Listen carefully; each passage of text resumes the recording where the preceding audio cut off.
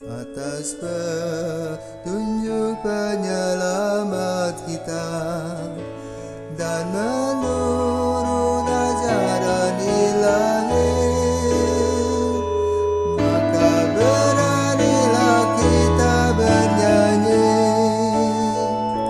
Bapa kami yang ada di surga, dimuliakanlah namamu. Saudara-saudara terkasih, selamat pagi.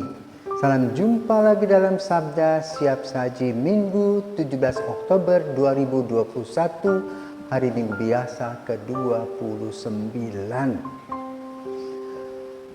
Marilah kita berdoa dalam nama Bapa, Putra, dan Roh Kudus. Amin.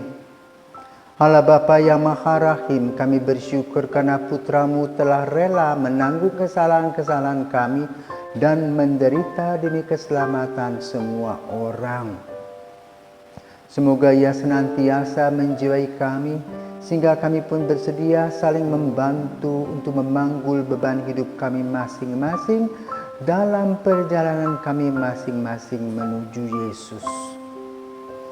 Maka berkati semua, khususnya pembukaan sinode para uskup ini, agar Engkau senantiasa memberkati perjalanan kami sebagai gereja universal, bersama-sama merawat gereja yang sudah Engkau berikan kepada kami dan menikmatinya sebagai rahmat dan berkat yang senantiasa hadir dalam kehidupan kami. Sebab Dialah Tuhan dan pengantara kami yang bersama Dikau dalam persatuan Roh Kudus, hidup dan berkuasa Allah sepanjang segala masa. Amin. Tuhan bersamamu dan bersama rohmu. Inilah Injil Yesus Kristus menurut Markus. Dimuliakanlah Tuhan. Markus bab 10 ayat 35 sampai 45. Sekali peristiwa, Yakobus dan Yohanes, anak-anak Zebedeus, mendekati Yesus dan berkata kepadanya, "Guru, kami harap Engkau mengabulkan satu permohonan kami." Jawab Yesus kepada mereka, "Apa yang kamu kehendaki ku perbuat bagimu?" Mereka menjawab, "Perkenankanlah kami ini duduk dalam kemuliaan-Mu kelak, seorang sebelah kananmu dan seorang lagi di sebelah kirimu."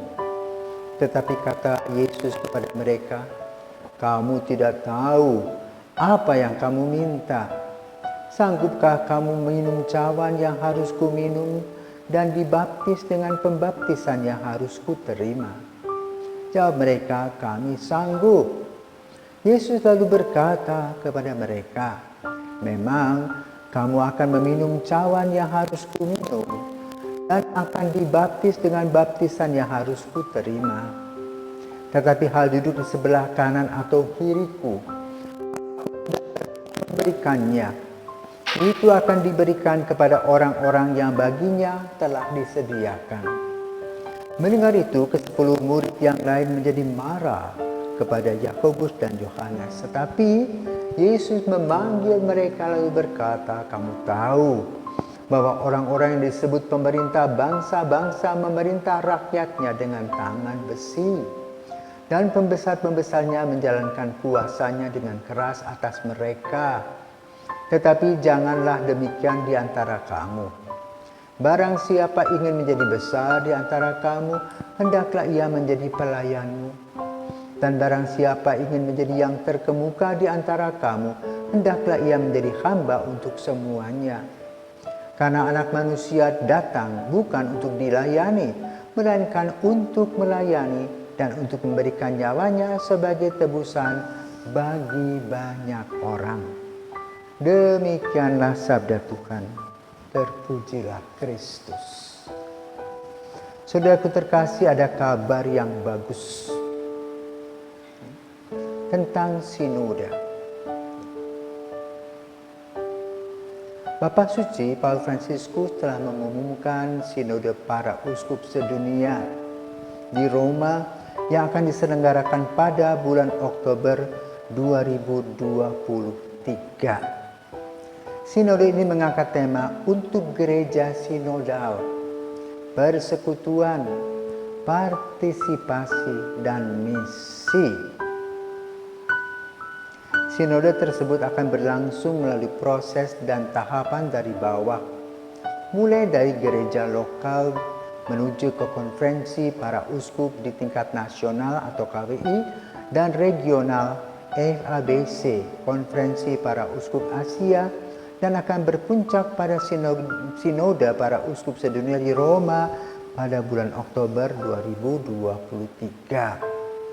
Proses dan tahapan sinode ini telah berlangsung dari bulan Oktober 2021 sampai Oktober 2023. Bapak Suci telah membuka tahapan sinode ini pada tanggal 10 Oktober 2021 yang lalu di Roma dan meminta para uskup sedunia untuk membuka secara resmi dengan perayaan Ekaristi pada hari Minggu tanggal 17 Oktober di keuskupan masing-masing. Di Denpasar akan dilaksanakan di gereja katedral. Itu berita yang bagus. Bagaimana? Kok disebut bagus? Sinode adalah tempat mensyukuri apa yang sudah diberi Tuhan kepada kita sebagai gereja semesta dan lokal. Roh Kudus hadir dalam gereja setiap saat, walaupun hati kita bengkok. Sinode ini menggambarkan bagaimana kita berjalan bersama-sama menuju Yesus. Maka inti pada hari ini bagus kita bahas tentang bagaimana si kembar Yohanes dan Yakobus itu menginginkan duduk di sebelah kiri dan kanan Yesus. Tidak paham. Seolah-olah dengan duduk di sebelah kiri dan kanan menghasilkan prestasi. Itu prestise saja. Maka kata Yesus, mereka tidak paham tentang apa yang mereka minta. Karena itu yang perlu dipertanyakan adalah, pertama, apakah aku betul-betul mencintai gerejaku? Atau hanya mencintai diriku? Kalau aku hanya mencintai diriku, maka semua ajaran-ajaran gereja harus disesuaikan dengan kemauanku.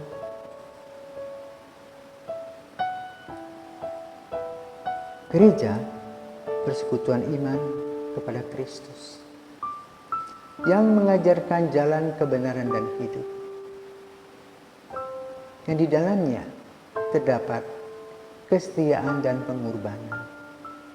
Maka dalam sinode ini kita akan merefleksi langkah-langkah kita dan langkah-langkah Yesus. Lalu langkah-langkah kita ini apakah sesuai dengan langkah-langkah Yesus? Mungkin langkah-langkah kita menyatakan bahwa kita senang menjadi anggota gereja, bisa tenang, berdoa dengan aman. Pertanyaannya, apakah kita siap juga sebagai pengikut Yesus bila kesulitan datang, bila badai tiba-tiba menerjang kita? Banyak dari kita mengatakan, tidak siap. Maka mari saudara terkasih, kita melihat langkah-langkah Yesus. Pertama, Yesus lahir di Bethlehem, bukan di rumah bersalin yang mewah. Di sekitar binatang-binatang yang ada yang ditambahkan pada saat itu. Bahkan dia juga ditaruh dengan kain lampin di tempat makanan binatang. Hal ini menunjukkan bagaimana Allah yang menjadi manusia itu betul merendahkan diri. Pertanyaan untuk kita, apakah kita rendah hati atau sombong? Sebagai pengikut Yesus kita sombong. Entah sebagai umat biasa, entah sebagai orang yang diberikan tugas dan jabatan kepemimpinan. Bisa kesombongan itu menyapa semua orang. Kedua, coba kita lihat bagaimana Maria ketika membawa bayinya Yesus ke bait Allah. Simon mengatakan sebilah pedang akan menembus jiwamu sendiri. Wah, kaget. Tapi Maria menyimpan dalam hati. Karena dia yakin dan percaya bahwa Tuhan memberi kepada dia pada waktunya jalan yang terbaik. Pertanyaan untuk kita, apakah kita siap seperti Maria? Tiba-tiba ada tombak datang. Kita mau menerimanya? Maria senantiasa memohon kekuatan kepada Tuhan. Maka kalau kita mau mencari solusi, demikian pula. Kita harus mencari kekuatan agar kita dalam menghadapi kesulitan, kita tetap tangguh, kita tetap setia, dan kita tetap berdoa dan bekerja. Lagi kita lihat Yesus. Apa yang dibuat oleh Yesus? Setelah berusia 30 tahunan, keluar dari Nazaret dan mewartakan kabar gembira, menyembuhkan orang-orang sakit, memberi makan mereka yang lapar, menjelikan orang buta. Pertanyaannya, apakah kita berada di pihak orang miskin atau pokoknya aku sudah enak, jaminan sudah ada, sudah. Seperlunya saja basa-basi. Tidak mau mendengarkan kesulitan dan penderitaan orang. Apakah ini sebuah pertanggungjawaban kita akan panggilan kita? Yesus memberi solusi. Orang-orang yang akan dilempari dengan batu diberikan jalan keluar, yang sakit disembuhkan, yang curhat didengarkan, yang miskin diberikan apa yang diperlukan. Hal lain dari Yesus dalam memberikan nasihat dengan sabdanya. Dalam melaksanakan sabda itu, pertanyaannya kita mungkin pintar berkata-kata, pintar memberikan nasihat kepada orang, tapi dalam pelaksanaan sehari-hari apakah cinta kasih kita itu betul mewarnai? Apakah kita bekerja dengan hati atau kita hanya mencari keuntungan pribadi? Dan yang terakhir, Yesus ditangkap, disalibkan, bahkan Petrus menyangkal. Pertanyaannya, ketika Yesus ditusuk lambungnya, pertanyaan bagi kita, apakah kita siap sedia untuk berkorban? Kalau hal ini bisa terjadi, kita bisa berjalan bersama-sama menuju Yesus. Maka gereja sinodal adalah persekutuan, partisipasi, dan misi. Bukan hanya omong doang, tapi betul dilaksanakan dengan seluruh hati, jiwa, dan raga.